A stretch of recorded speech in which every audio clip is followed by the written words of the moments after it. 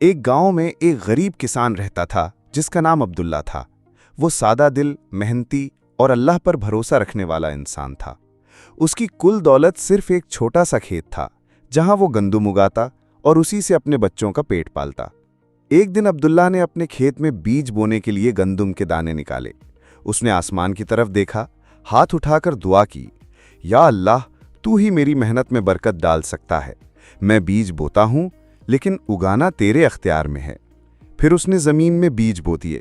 दिन गुजरते गए, बारिशें कम हुईं, सूरज की तपिश ज्यादा हो गई।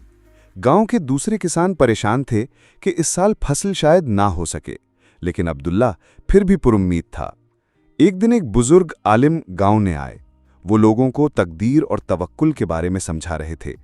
अब्दुल्ला ने उनसे पूछा कि क्या मेरी मेहनत जाया चली जाएगी अगर तकदीर में कुछ और लिखा हो? बुजुर्ग ने मुस्कुराकर कहा, बेटा, गंदुम का दाना हो या इंसान की जिंदगी, हर चीज अल्लाह के इल्म में है। लेकिन अल्लाह ने इंसान को इख्तियार भी दिया है कि वो कोशिश करे। तुम बीज बो रहे हो, मेहनत कर रहे हो, दुआ मांग रहे हो, यही ईमान है, यही तवक्कुल है।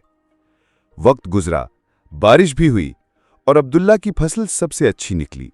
दूसरे किसान हैरान थे कि जहां उनकी फसलें मुरझा गईं, अब्दुल्ला की जमीन सब्ज़ शादाब कैसे रही? अब्दुल्ला ने मुस्कुराकर कहा, मैंने तकदीर पर भरोसा किया, लेकिन हाथ से हल चलाना न छोड़ा। तकदीर पर ईमान रखना जरूरी है, लेकिन कोशिश और मेहनत करना भी हमारा फर्ज है। दुआ और मेहनत का साथ हो तो अल्लाह बरकत देता है। इंसान जो बीज बोता है, अल्लाह उसे उगाता है, लेकिन बीज बोए बगैर फल की उम्मीद रखना बेवकूफ़ी है।